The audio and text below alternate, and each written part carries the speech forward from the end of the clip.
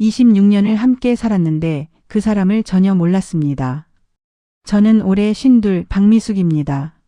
중소기업 회계팀장으로 일한 지 18년째. 숫자는 절대 거짓말을 하지 않는다고 믿으며 살아왔습니다.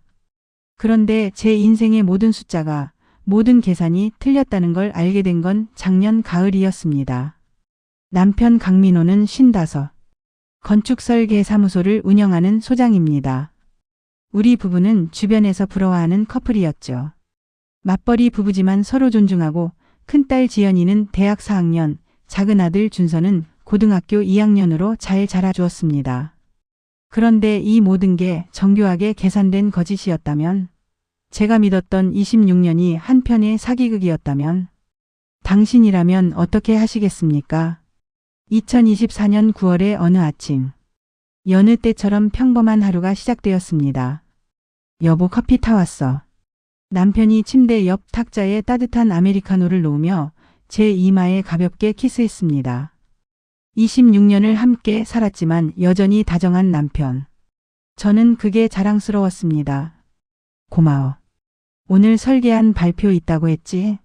잘하고 와. 응. 대형 프로젝트라 좀 떨리긴 한데 준비는 완벽하게 했어.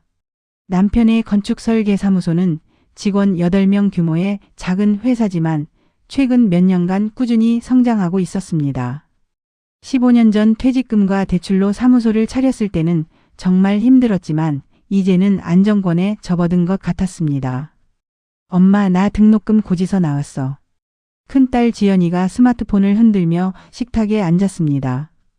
대학 4학년 내년이면 졸업입니다. 중견 건설회사에 인턴으로 들어가서 열심히 하고 있는 딸이 기특했습니다. 알았어. 이번 주말에 처리할게. 근데 엄마, 혹시 우리 집 재정 상황 괜찮은 거 맞지? 요새 아빠가 스트레스 많아 보이던데. 무슨 소리야. 엄마 아빠 둘 다 일하잖아. 걱정 말고 너나 열심히 해. 하지만 딸의 말에 마음 한구석이 살짝 불편했습니다. 사실 남편이 최근 들어 늦게 들어오는 날이 잦았거든요.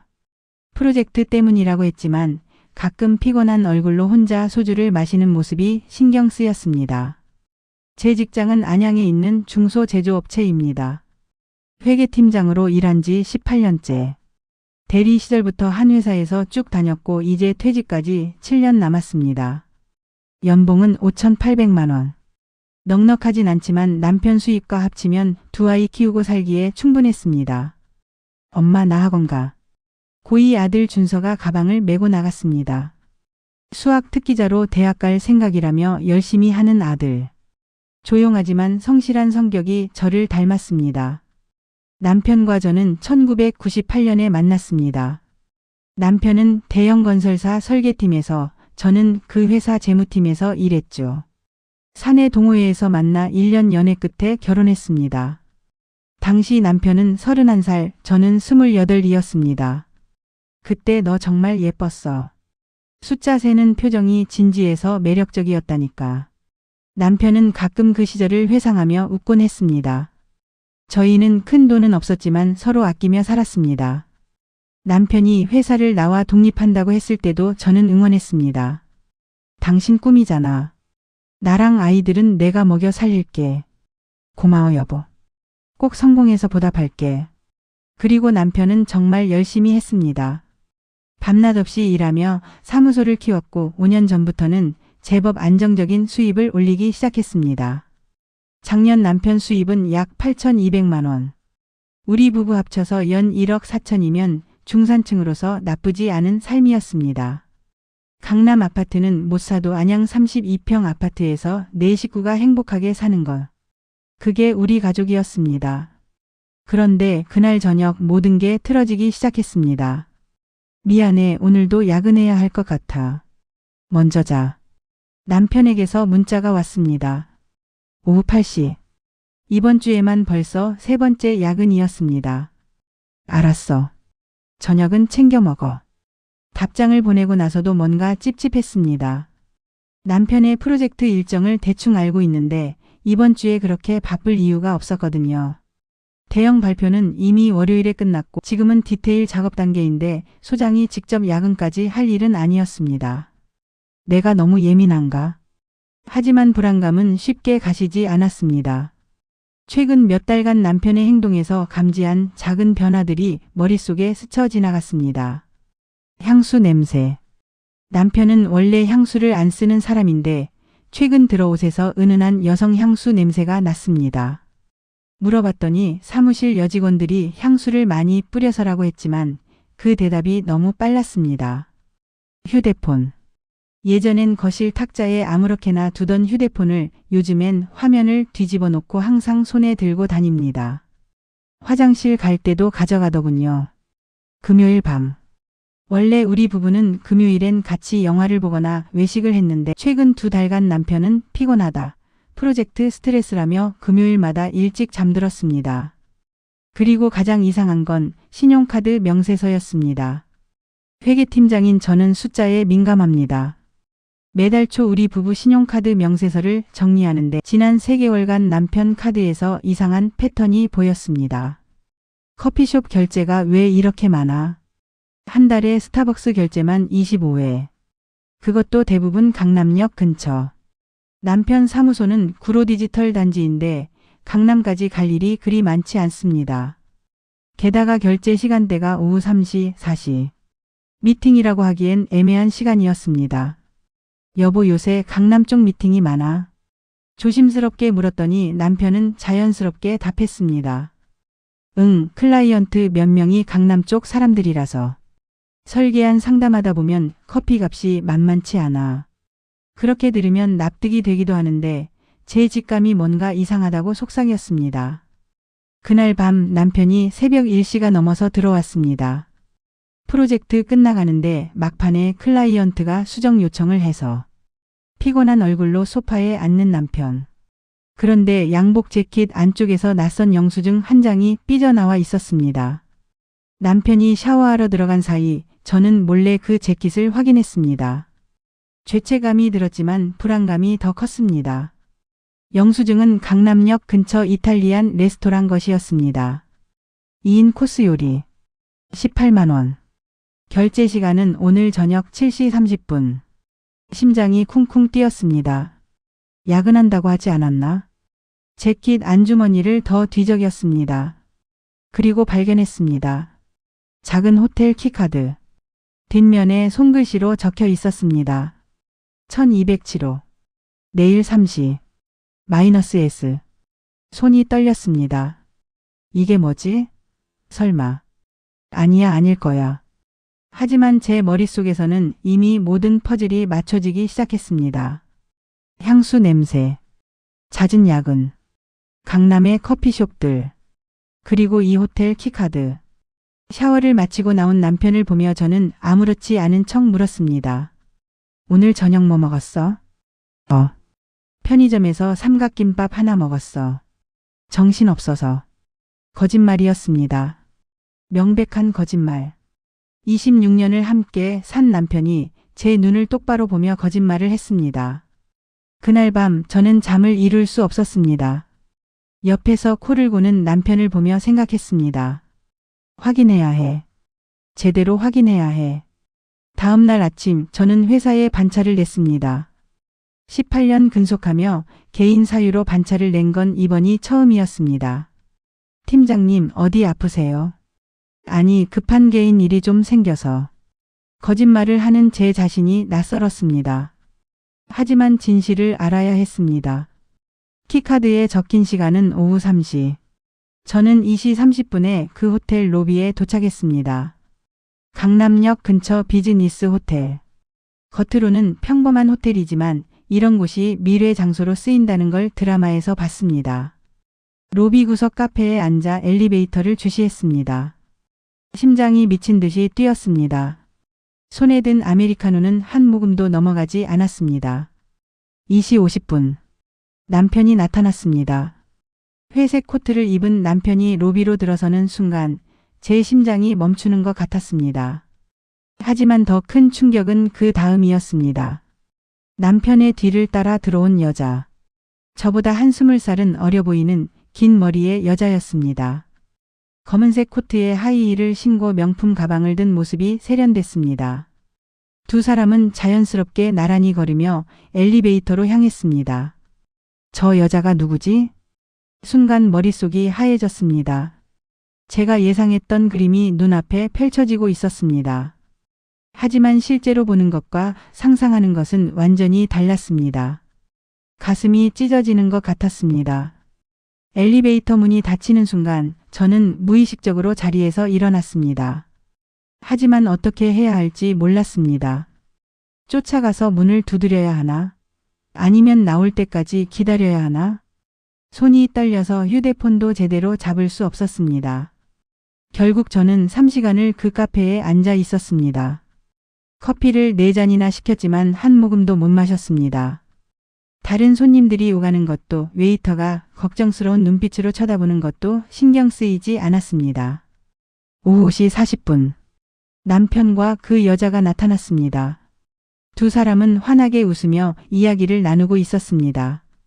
남편의 표정이 행복해 보였습니다. 저와 함께 있을 때보다 훨씬 더 편안하고 즐거워 보였습니다. 로비에서 작별 인사를 나누는 두 사람. 여자가 남편의 팔을 살짝 잡으며 무언가 속삭였고 남편이 고개를 끄덕였습니다. 그리고 여자가 먼저 호텔을 나갔습니다. 남편은 잠시 로비에 서서 휴대폰을 확인했습니다. 그리고 저를 보았습니다. 정확히는 저를 본 게 아니라 제가 앉은 방향을 봤습니다. 하지만 저를 알아보지는 못한 것 같았습니다. 저는 순간적으로 신문으로 얼굴을 가렸습니다. 남편이 호텔을 나갔습니다. 저는 의자에 그대로 주저앉았습니다. 다리에 힘이 풀려서 일어설 수가 없었습니다. 26년이 뭐였을까? 눈물이 나올 것 같았지만 나오지 않았습니다. 너무 큰 충격에 감정이 마비된 것 같았습니다. 그날 저녁 저는 집에 돌아가지 않았습니다. 대학 동기 은희에게 전화를 걸었습니다. 은희야, 나 오늘 너희 집에서 자도 될까? 미수가, 무슨 일이야? 목소리가 왜 그래? 그냥 남편이랑 좀 싸웠어. 자세한 얘기는 만나서 할게. 은희는 수원에 살고 있었습니다. 저는 무작정 지하철을 타고 수원으로 향했습니다. 은희의 집에 도착했을 때는 밤 9시가 넘어 있었습니다. 남편한테서 전화가 여러 통 왔지만 받지 않았습니다. 미수가, 대체 무슨 일이야? 나 정말 걱정됐잖아. 은희가 따뜻한 차를 건네며 물었습니다. 그제야 저는 그동안 참았던 눈물을 쏟아냈습니다. 민호가 바람을 피워. 내가 오늘 직접 봤어. 모든 것을 털어놓았습니다. 향수 냄새, 신용카드 내역, 호텔 키카드, 그리고 오늘 목격한 장면까지. 은희는 놀란 표정으로 제 손을 꽉 잡았습니다. 미수가, 나도 사실은 좀 이상하다고 생각했어. 뭐? 지난달에 내가 강남에서 너희 남편 봤거든. 젊은 여자랑 같이 걷고 있더라고. 그때는 업무 관계인가 싶어서 말 안 했는데 은희의 말을 들으니 더 비참해졌습니다.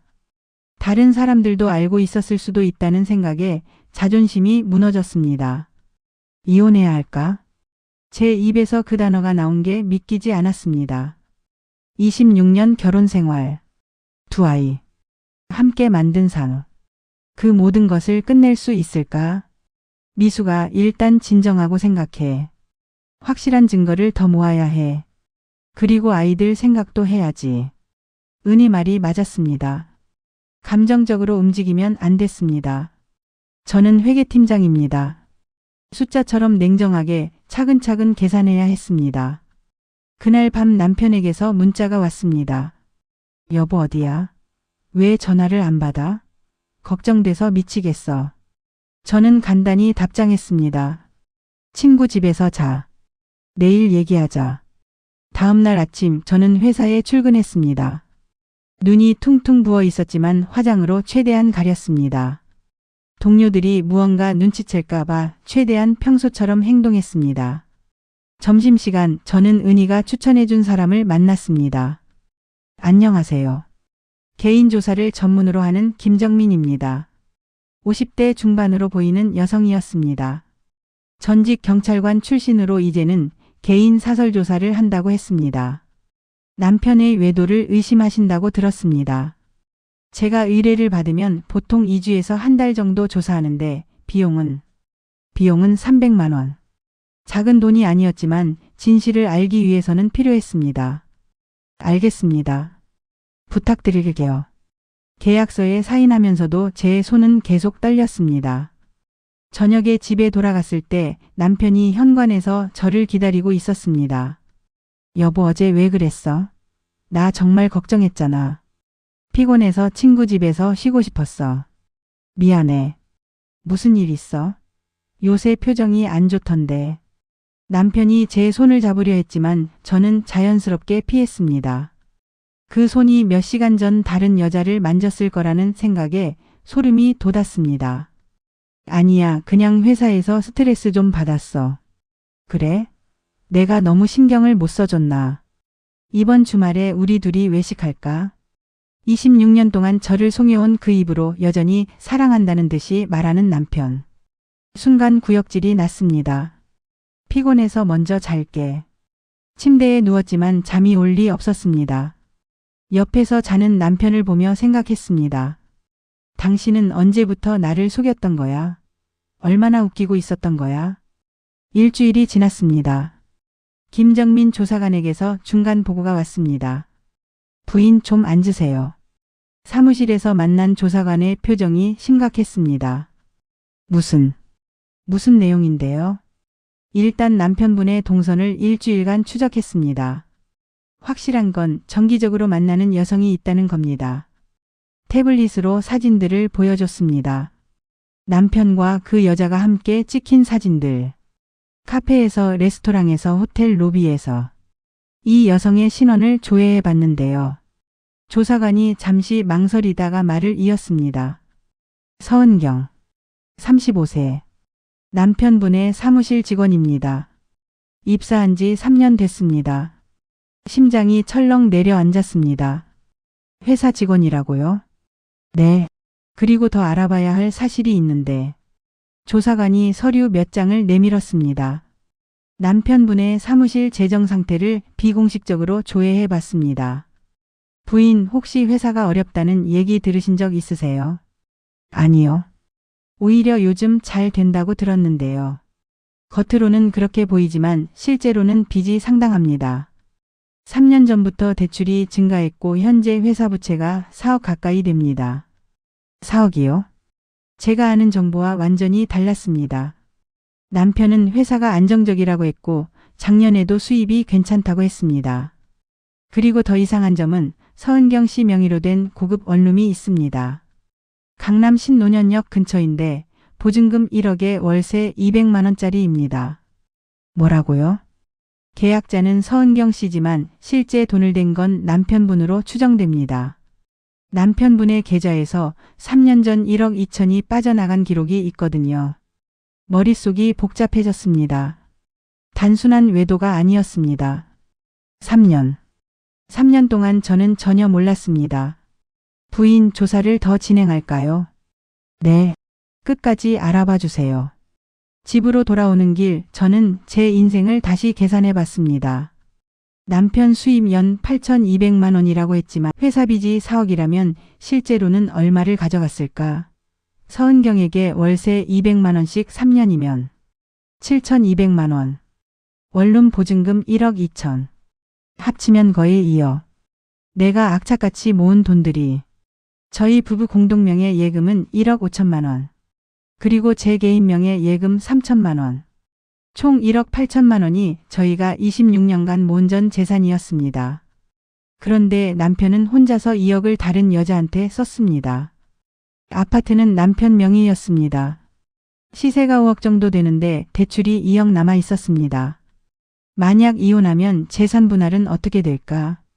회계팀장답게 저는 냉정하게 계산했습니다. 하지만 숫자를 계산할수록 분노가 치밀었습니다. 집에 도착했을 때 남편이 소파에 앉아 TV를 보고 있었습니다. 여보, 왔어? 오늘 저녁 뭐 먹을까? 평온한 얼굴로 묻는 남편. 저는 그 얼굴을 빤히 쳐다봤습니다. 당신 나한테 숨기는 거 없어? 남편의 표정이 순간 굳었습니다. 무슨 소리야? 회사 상황, 재정 상태, 나한테 솔직하게 말해봐. 갑자기 왜 그래? 회사는 잘 되고 있어. 거짓말하지 마. 빚이 4억이라며? 남편의 얼굴이 하얗게 질렸습니다. 그걸 어떻게 알았냐고? 당신이 궁금한 건 그거야. 왜 숨겼는지는 안 궁금해? 미수가 진정해.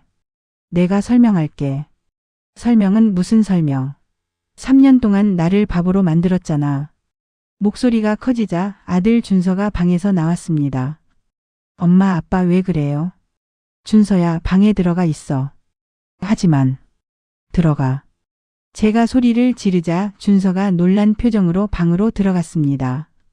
큰딸 지연이도 놀라서 나왔다가 분위기를 파악하고 준서 방으로 들어갔습니다. 여보 일단 우리 방에 가서 얘기하자. 남편이 제 팔을 잡았지만 저는 뿌리쳤습니다. 손 떼. 이제 당신 손도 더럽게 느껴져. 미수가 오해야. 회사 빚은 사업 확장 때문이고. 오해? 그럼 서은경은 뭔데? 그 여자한테 2억을 쓴 것도 오해야.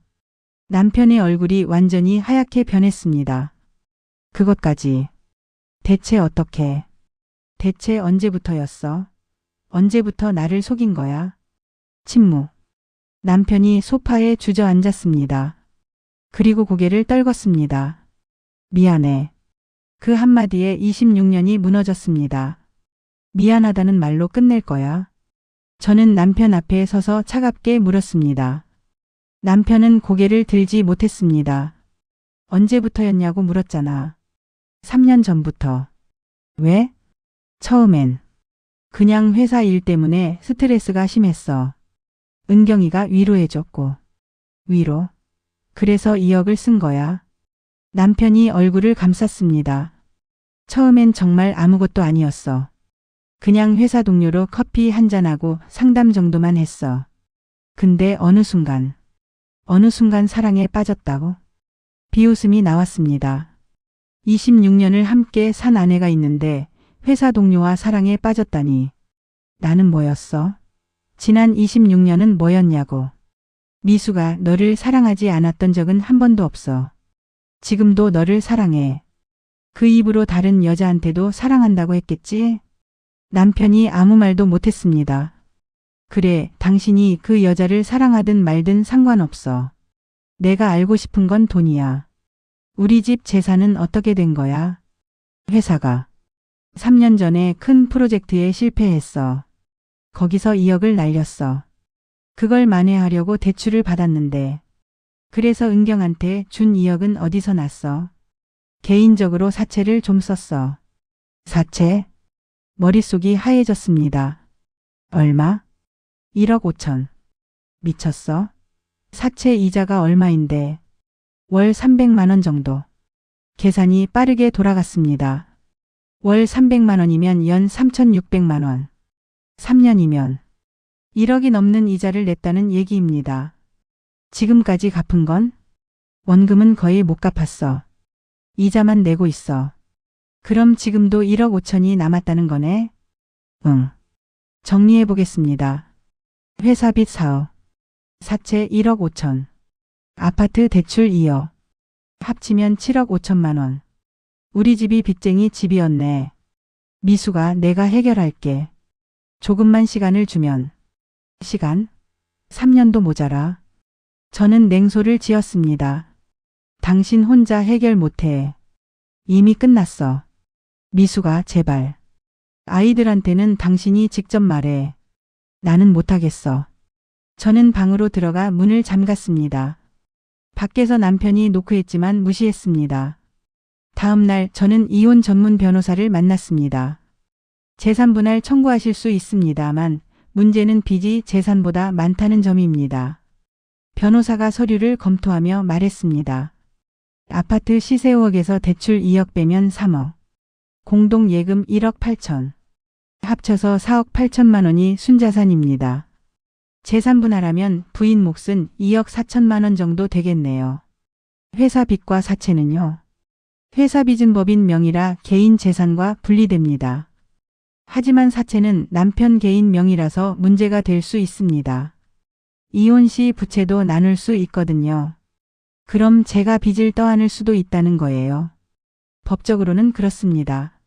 하지만 부인이 몰랐던 부채이고 외도로 인한 이혼이라면 재산 분할 비율을 조정할 수 있습니다. 머리가 복잡했습니다.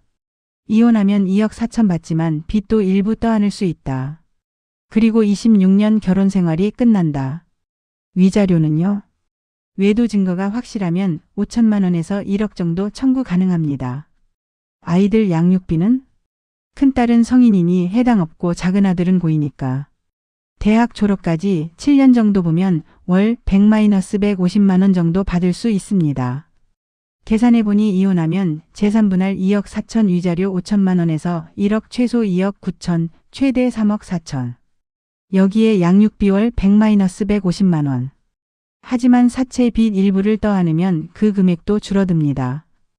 변호사님, 솔직히 말씀해 주세요. 제가 이혼하는 게 유리한가요? 변호사가 잠시 생각하더니 말했습니다.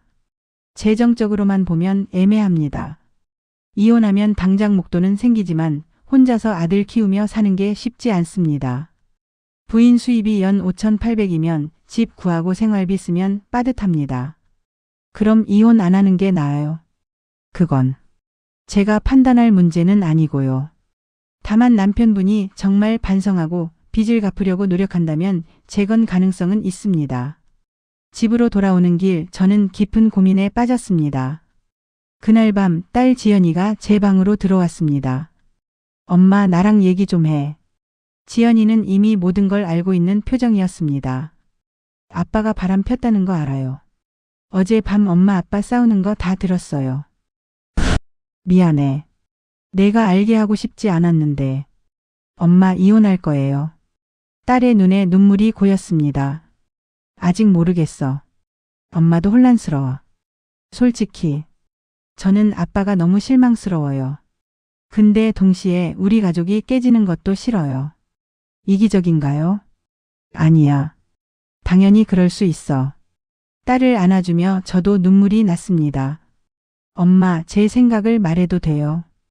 응, 말해봐. 아빠한테 한번 기회를 주는 게 어때요? 물론 쉽게 용서하란 게 아니라 아빠가 정말 변할 수 있는지 지켜보는 거예요. 만약 6개월, 1년 후에도 아빠가 반성하지 않으면 그때 결정해도 늦지 않을 것 같아요. 딸의 말이 일리가 있었습니다. 그리고 엄마, 솔직히 집안 경제 상황도 걱정돼요. 제가 인턴하면서 보니까 이혼한 분들이 재정적으로 많이 힘들어 하시더라고요. 특히 엄마 나이에 혼자 되시면. 걱정하지 마. 엄마가 다 계획 세울게. 하지만 딸의 말은 제가 생각하던 부분이었습니다. 일주일 후 조사관 김정민에게서 최종 보고서를 받았습니다. 부인, 이게 지난 3주간의 조사 내용입니다. 두꺼운 파일을 받아들었습니다. 사진, 영상, 문자 메시지 캡처, 금융거래 내역. 남편분과 서은경 씨는 주 2-3회 만났고 그중 월 2회 정도는 호텔에서 만났습니다. 구체적인 일정표를 보니 더 비참해졌습니다. 그런데 부인, 제가 추가로 조사하다가 좀 이상한 걸 발견했습니다. 뭔데요? 서은경 씨의 과거 이력입니다. 3년 전 남편분 회사에 입사하기 전에 이 여성은 대형 건설사에서 일했습니다. 그게 왜 이상한데요? 그 건설사가 15년 전 남편분이 다니던 회사입니다. 네? 더 조사해보니 서은경 씨는 15년 전 그 회사 사장의 딸입니다. 심장이 멎는 것 같았습니다. 그러니까 남편과 서은경은 15년 전부터 알고 있었다는 거예요. 네. 당시 서은경 씨는 대학생이었고 아버지 회사에 인턴으로 와 있었습니다. 남편분과는 그때 처음 만난 것으로 보입니다. 그럼 3년 전에 갑자기 남편 회사에 입사한 게 우연이 아닐 가능성이 큽니다. 조사관이 또 다른 서류를 꺼냈습니다. 그리고 더 충격적인 사실이 있습니다. 서은경 씨의 아버지 서진우 씨는 5년 전에 횡령 혐의로 실형을 살고 나왔습니다. 그 과정에서 가족들이 재산을 거의 잃었습니다. 그게 우리랑 무슨 상관이에요? 서진우 씨의 횡령 사건을 내부에서 제보한 사람이 남편분입니다. 순간 모든 퍼즐이 맞춰졌습니다. 복수. 복수였던 거예요. 가능성이 높습니다. 서은경 씨가 남편분에게 접근한 건 아버지의 원수에 대한 복수일 수 있습니다. 머릿속이 복잡해졌습니다. 그럼 지난 3년간의 분류는 사랑이 아니라 복수극이었다는 말인가? 그럼 우리 집 재산이 날아간 것도 의도적이었을 가능성을 배제할 수 없습니다. 조사관이 마지막 서류를 꺼냈습니다. 그리고 이건 서은경 씨의 최근 통화 내역입니다.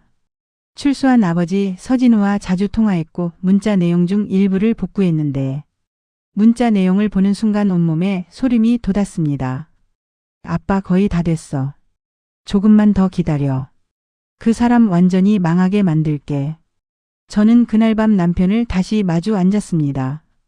당신 15년 전에 서진우 씨 횡령 사건 제보한 거 맞지? 남편의 얼굴이 굳었습니다. 어떻게 그걸 알았어? 그게 중요한 게 아니야. 서은경이 서진우의 딸이라는 것도 알고 있었어? 남편이 고개를 떨궜습니다. 1년 전에 알았어. 뭐? 처음엔 몰랐어.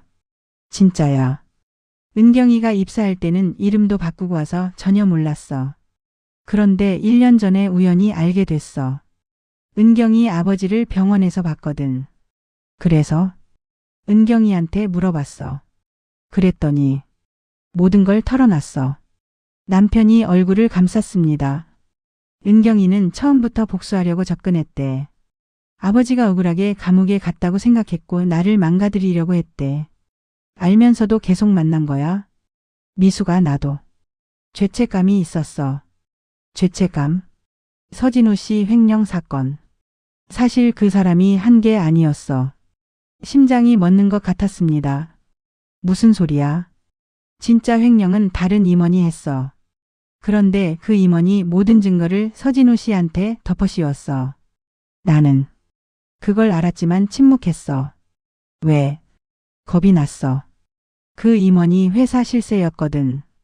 만약 내가 진실을 말하면 내가 잘릴 것 같았어. 그때 우린 애들 둘 키우느라 돈이 빠듯했잖아.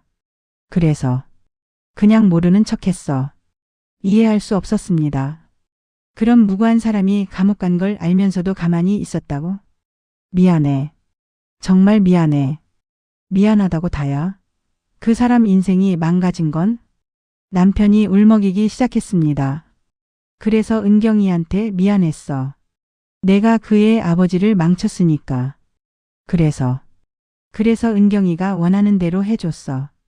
2억을 쓰면서 우리 집을 빚쟁이로 만들면서 나는 벌을 받는 거라고 생각했어.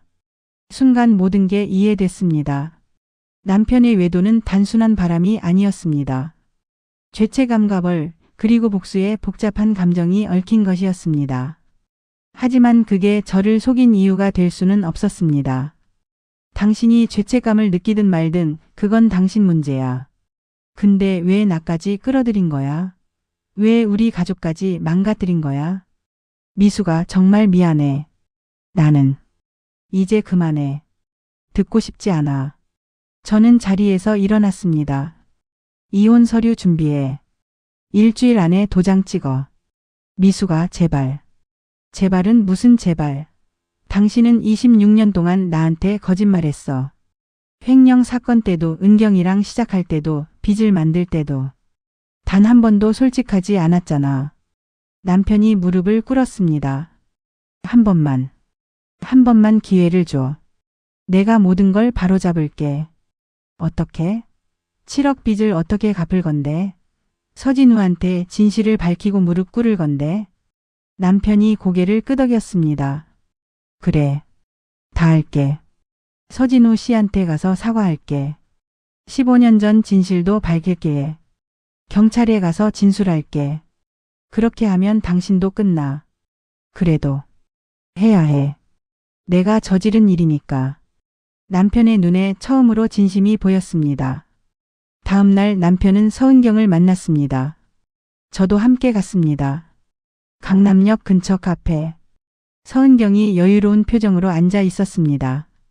사모님까지 오실 줄은 몰랐네요. 차갑고 냉소적인 목소리였습니다. 은경아, 나 오늘 모든 걸 고백하려고 해.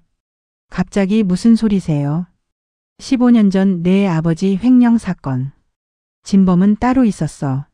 내가 그 사실을 알고도 침묵했어. 서은경의 표정이 변했습니다. 뭐라고요? 나는 겁쟁이였어.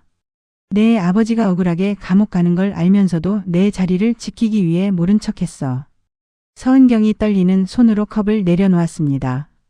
그럼 우리 아버지는 정말 무죄야. 진짜 횡령범은 당시 부사장이었던 최민석이야. 그 사람이 모든 증거를 내 아버지한테 떠넘긴 거야. 서은경의 눈에서 눈물이 흘렀습니다. 10년. 우리 아버지는 10년을 억울하게. 미안해. 정말 미안해. 나는 내 아버지의 인생을 망쳤어. 그리고 내 가족도 망쳤어. 남편도 눈물을 흘렸습니다. 그래서 내가 오늘 경찰서에 갈 거야. 15년 전 사건의 진실을 진술할 거야. 그럼 소장님은? 나도 위증죄나 방조죄로 처벌받겠지. 하지만 내 아버지의 명예는 회복될 거야. 서은경이 고개를 숙였습니다. 한참 동안 침묵이 흘렀습니다. 소장님. 저는 정말 복수하려고 접근했어요. 소장님을 망가뜨리려고 했어요. 알아. 1년 전부터 알고 있었어. 그런데 왜 계속? 내가 너한테 빚졌으니까. 내가 원하는 대로 해주는 게 내가 할 수 있는 최소한의 속죄라고 생각했어. 서은경이 울음을 터뜨렸습니다. 소장님. 저도 잘못했어요. 소장님 가정을 망가뜨리려고 했어요. 사모님 정말 죄송합니다. 그녀가 제게 고개를 숙였습니다. 소장님이 베푼 돈 다 갚을게요. 시간이 걸려도 꼭 갚을게요. 아니야. 제가 말했습니다. 그 돈은 우리 남편이 속죄하는 돈이야. 당신한테 받을 생각 없어. 대신 저는 서은경을 똑바로 쳐다봤습니다. 당신 아버지를 도와줘. 진실이 밝혀지면 재심 청구할 수 있을 거야. 남편은 약속대로 경찰서에 갔습니다. 15년 전 사건의 진실을 모두 진술했고 증거도 제출했습니다. 그 과정에서 진범 최민석이 밝혀졌고 서진우 씨는 재심을 청구했습니다. 6개월 후 서진우 씨는 무죄를 선고받았습니다. 하지만 남편은 위증 방조죄로 벌금 2천만 원을 선고받았습니다. 그리고 그 사건이 언론에 알려지면서 남편의 회사는 큰 타격을 입었습니다. 미수가 회사를 정리해야 할 것 같아. 남편이 지친 얼굴로 말했습니다. 그래. 어차피 빚도 많으니까 정리하는 게 나을 것 같아.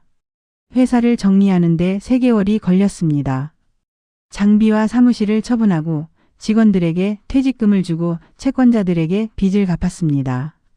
그래도 빚은 여전히 2억 5천만 원 남아 있었습니다. 이제 어떻게 할 거야? 다시 취직하려고. 대형 건설사는 힘들겠지만 중소설계사무소에서 일자리를 알아보고 있어. 월급은? 연봉 5천 정도 받을 수 있을 것 같아. 예전보다 훨씬 줄었지만 어쩔 수 없었습니다. 빚은 우리 둘이 함께 갚자. 10년 안에 다 갚을 수 있어. 미수가. 이혼은 안 할 거야. 적어도 지금은. 남편이 눈물을 흘렸습니다. 고마워. 고맙다고 생각하지 마. 이건 아이들 때문이야. 그리고 당신이 최소한 진실을 밝혔으니까. 저는 냉정하게 조건을 제시했습니다. 하지만 조건이 있어. 첫째, 모든 재정은 내가 관리해. 둘째, 매달 급여 명세서 확인. 셋째, 휴대폰 비밀번호 공유. 넷째, 내가 신뢰를 회복할 때까지 별실 사용. 알았어. 다 지킬게. 그리고 마지막. 서은경과는 다시는 연락하지 마. 만약 한 번이라도 연락하면 그때는 정말 이혼이야. 절대 안 해. 맹세할게. 그로부터 1년이 지났습니다. 남편은 중소설계사무소에 취직해서 성실하게 일하고 있습니다. 월급은 적지만 매달 정확하게 생활비를 넣어주고 빚을 갚고 있습니다. 저도 회사에서 승진해서 이제 부장이 되었습니다. 연봉이 6,500만 원으로 올랐습니다. 우리 부부는 합쳐서 월 900만 원 정도를 버는데 생활비로 300만 원, 빚 상환으로 400만 원, 저축으로 200만 원을 넣고 있습니다. 아직도 남편을 완전히 용서한 건 아닙니다. 가끔 그때 일을 생각하면 분노가 치밀기도 합니다. 하지만 남편이 정말 변하려고 노력하는 걸 보면서 조금씩 마음이 녹고 있습니다. 큰딸 지연이는 대학을 졸업하고 건설회사에 정식 입사했습니다. 작은아들 준서는 고3이 되어 열심히 대학 준비를 하고 있습니다. 엄마 아빠랑 관계 좀 나아졌어요? 지연이가 조심스럽게 물었습니다. 조금씩. 시간이 더 필요해. 엄마 대단해요. 저 같으면 이혼했을 거예요. 엄마도 수도 없이 생각했어. 근데 26년이라는 시간이 그리고 너희들이 너무 소중해서. 엄마 사랑해요. 딸이 안아주며 말했습니다. 그리고 오늘 서진우 씨에게서 연락이 왔습니다. 사모님 감사 인사를 드리고 싶어서요. 남편분 덕분에 제 명예를 되찾았습니다. 아니에요. 당연히 해야 할 일이었어요. 은경이가 사모님 가정에 큰 잘못을 저질렀는데 그럼에도 이해해 주셔서 감사합니다. 은경 씨는 어떻게 지내세요? 작은 디자인 회사에 취직했습니다. 열심히 살고 있어요. 가끔 제게 남편분께 받은 돈을 갚고 싶다고 하는데 아니에요. 그건 우리가 갚아야 할 빚이니까요. 전화를 끊고 나서 창밖을 바라봤습니다. 1년 전 이맘때 저는 지옥 같은 시간을 보냈습니다. 남편의 배신, 엄청난 빚, 무너지는 가정. 하지만 지금은 조금 다릅니다. 여전히 빚은 많고 남편과의 관계도 완전히 회복되지 않았지만 최소한 거짓은 없습니다. 숫자는 거짓말을 하지 않습니다. 그리고 이제 우리 가정에도 거짓말이 없습니다. 빚 2억 5천만 원. 10년이면 다 갚을 수 있습니다. 그때쯤이면 저는 62, 남편은 65. 그때 다시 사랑할 수 있을까? 아니면 결국 헤어질까? 모르겠습니다. 하지만 지금은 한 걸음씩 나아가는 것으로 충분합니다. 오늘도 출근 준비를 하는 남편을 보며 생각합니다. 당신과 나, 우리는 어떻게 될까? 답은 시간이 알려줄 것입니다. 여보, 마지막 빚 갚았어. 남편이 신이 나서 통장을 보여줬습니다. 예상보다 2년 빨리 모든 빚을 청산했습니다. 고생했어. 저는 짧게 말했지만 마음속으로는 남편을 인정하고 있었습니다. 4년 동안 정말 열심히 살았습니다. 이제 우리 여행이라도 갈까? 좋지. 그날 밤 저는 4년 만에 처음으로 남편과 같은 방을 썼습니다. 미수가 사랑해. 나도. 아직 완전히 용서한 건 아닙니다. 하지만 새로운 시작은 가능해 보입니다. 숫자는 거짓말을 하지 않습니다. 그리고 이제 우리의 사랑도 진실합니다.